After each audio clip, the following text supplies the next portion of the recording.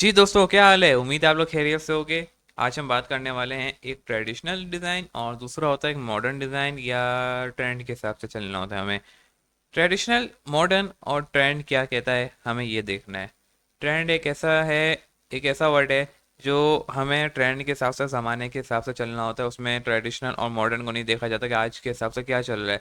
हम उसमें ट्रेंड को देख रहे होते हैं कि ट्रेंड क्या चल रहा है आजकल का। और उसमें मॉडर्न और ट्रेडिशनल नहीं होता, जो ट्रेंड चल रहा था हमें उसी के बेस पे डिज़ाइन करना होता है। और आज का ट्रेंड भी क्या है, मॉडर्न भी है और वही ट्रेंड है और हमें मॉडर्न डिज़ाइन करनी होती है। ट्रेडिशनल क्या होता है, अगर आज का ट्रेंड ट्रेडिशनल होता हमें ट्रेडिशनल ही करनी पड़ती। और साथ अगर मॉडर्न, भले मॉडर्न का दौर चल रहा होता लेकिन ट्रेंड किसका था, ट्रेडिशनल का था, तो ट्रेडिशनल पे जाते हम। ट्रेडिशनल क्या कहता है कि ना आपके पास जो है थोड़े बहुत ना वेक्टर ज़्यादा हो जाएंगे, थोड़ी बहुत ग्राफिंग बहुत ही ज़्यादा हो जाएगी जिसके अंदर जो है ना बहुत बुरा लगेगा। मैं मिसाल के तौर पे अपना अगर यहाँ से क्रोम खोलूँ और आपको दिखाता हूँ जल्दी से। वो क्या कहता है कि मुझे एक जो है मैं ट्रेडिशनल मेन्यू डिज़ाइन दिखाओ। मैं आपको दिखाता हूँ मेन्यू डिज़ाइन ट्रेडिशनल के हिसाब से देखते हैं। अब देखें, ये थोड़ा बहुत ट्रेडिशनल लग रहा है। इससे भी अगर मैं आपको थोड़ा सा और बदतर दिखाऊं, वो मैं आपको अभी दिखाता हूँ कि वो होता क्या है। ये देखें, ये एक वो डिज़ाइन है जिसे हम कह सकते हैं कि ये थोड़ा ट्रेडिशनल है। ये थोड़ा आउटलुक लग रहा है और आज के हिसाब से इसमें ट्रेंड नहीं है। अगर कोई आपसे इस तरीके का डिज़ाइन करवाए तो उसको समझाएं कि भाई ऐसा मत करे। और मेरे साथ हो चुका है ऐसा, क्लाइंट आते हैं और अभी एक क्लाइंट आया था, उसने बोला था कुछ इस तरीके का डिज़ाइन होना चाहिए, तो मैंने उसको समझाया कि ऐसा नहीं हो सकता, कि अगर आप मना भी लेंगे मैं मना दूंगा, लेकिन ये थोड़ा आउटलुक लग रहा है, इतना मज़ेदार नहीं लग रहा। एक मॉडर्न स्टाइल और ट्रेंड के साथ चलना था। ट्रेंड, अच्छा वो कह रहा है कि आपने जो है डब्बे बना दिए। भाई मैं यहाँ पे आपको थोड़ी सी जो है कंसर्ट बता रहा हूँ क्लाइंट को क्या कहता है। तो आपको अंदाज़ा हो जाएगा कि आपने किस तरह से डिज़ाइन करने के, आपने थोड़ा डब्बे बना दिए और उसको आसान बना दिया, इतना सिंपल रखा है। बेसिकली सिंपल नहीं है। डिज़ाइनिंग के अंदर कोई भी चीज़ सिंपल नहीं होती। अक्सर डिज़ाइन आपको लग रहे होंगे कि सिंपल हैं, खाली बॉक्स बना दिए हैं, आपसे क्लाइंट कहेगा, लेकिन उसके पीछे लॉजिक्स क्या होती हैं वो शायद क्लाइंट नहीं जानता। आपने एक पूरी क्रिएटिविटी की होती है, पहले आपने अपने एक पेज पे डिज़ाइन कराया होता है, आपने मालूम होना चाहिए किस तरह का डिज़ाइन होना चाहिए। अगर ऐसा होता है डब्बे बना दिए, बहुत ही आसान होता है कि आज डिज़ाइनिंग बहुत ही आसान हो जाती है और कहीं पे भी हो सकती। लेकिन कैनवा पे भी ऐसी चीज़ें नहीं बन सकती, चाहे आपको कैनवा ही क्यों ना बनाना। कैनवा पे ही ये भी बन सकता था, मैंने फोटोशॉप पे बनाया यकीनी तौर पे।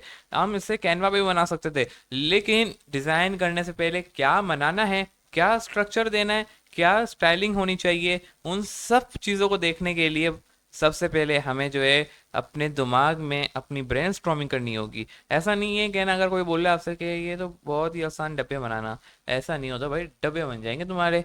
ऐसा कभी भी नहीं होगा कि डब्बे बन रहे हैं, भाई तुम्हारे डब्बे बन जाएंगे, उसको बता दो। ऐसा नहीं होता, क्योंकि पूरी क्रिएटिविटी पीछे फ्यूट होती है। कलर क्या रखना है, क्या थीम होना चाहिए, पीछे कितनी लॉजिक्स होती हैं। इस मेन्यू डिज़ाइन करने को मेरे को तकरीबन 3 घंटे लगे हैं। 3 घंटे। इस पे 1 घंटा और ऐड कर दो तो वो होगी आपकी ब्रेन स्ट्रॉमिंग, पूरा स्ट्रक्चर। देन आधा घंटा और ऐड कर दो क्लाइंट से पूरी मीटिंग करना। 4.5 घंटे में ये डिज़ाइन रेडी हुआ है। बीच में चैट जीपीटी को भी मिलाया, हर चीज़ को लाया हूँ। रिव्यू लेना, हर एक काम को, टूल्स को यूज़ करना, एआई के तमाम यूज़ करना। इसमें मैंने आपको लग रहा है फोटोशॉप पे पूरा डिज़ाइन हुआ है, इससे पीछे बैक एंड पे टूल्स यूज़ हुए हैं, कितने कितने वेक्टर्स मैंने बनाए, मैंने उठाए। देन इसके बाद उसको डाउनलोड करना, उसके अंदर एडिटिंग करना थोड़ी बहुत, कलर को मेंटेन रखना।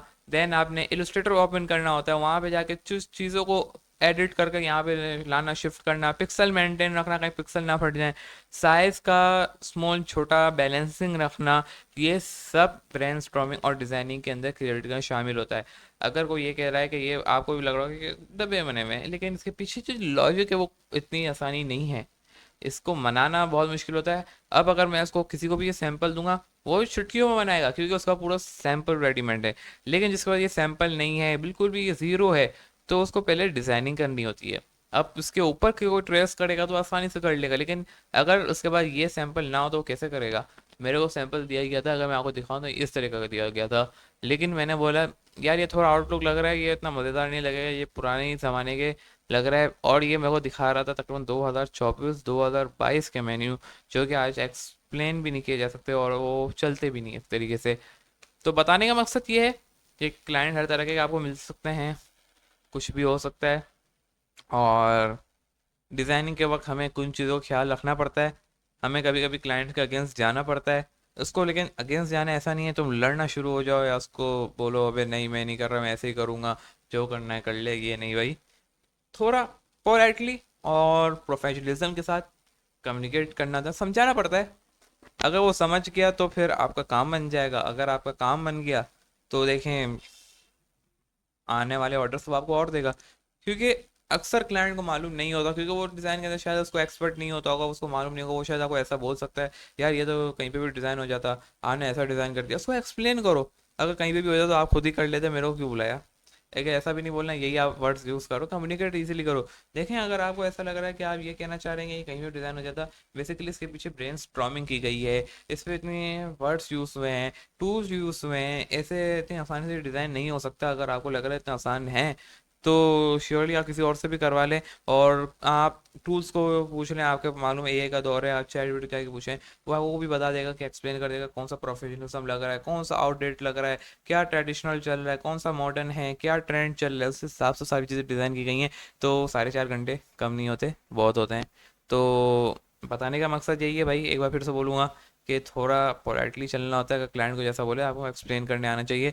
क्योंकि देखें अगर आप क्लाइंट की सिर्फ मानते रहेंगे, क्लाइंट बोला ये डिज़ाइन करो आप कर दोगे, तो आप अपना भी वक्त ज़ाया करोगे। और मैं समझता हूँ अगर आपने ऐसी चीज़ें डिज़ाइन कर दी तो आप मॉडर्न के हिसाब से नहीं चल पाओगे, आप पुराने वक्त में आ जाओगे और आपका नुकसान होगा, आप न्यू चीज़ें लर्न नहीं कर पाओगे। और जब आप दूसरों को सैंपल दोगे, बोलोगे देखो ये मैंने डिज़ाइन किया है, आपकी अपनी ब्रांडिंग गिरेगी, आपका अपना जो है नाम गिर सकता है। क्योंकि जाहिर सी बात है अगर आप डालते हो फेसबुक पे कहीं पे भी या रिव्यूज शेयर करते हो विद ये डिज़ाइंस, तो वो बोलेगा अबे ये क्या डिज़ाइन कर दिया, उस पर रिव्यूज़ को 5 मिनट मेरा क्या डिज़ाइन करेगा। तो आने वाले क्लाइंट्स के लिए आप जो है ताला बंद कर रहे हो एक क्लाइंट की वजह से। तो ऐसा मत करना कभी भी। अगर आपको लग रहा है क्लाइंट नहीं मान रहा, उस क्लाइंट को आपने कटवा दो, छोड़ दो।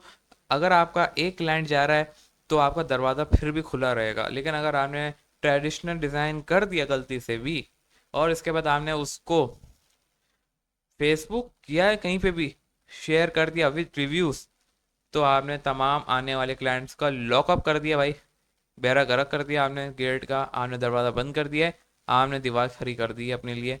तो ऐसा मत करना है, बताने का मकसद यही था। तो मिलते हैं एक नेक्स्ट वीडियो के अंदर। उम्मीद है आपको मेरी बातें समझ में आ गई होंगी और आप ट्रेंड के हिसाब से चलेंगे। अल्लाह हाफिज़।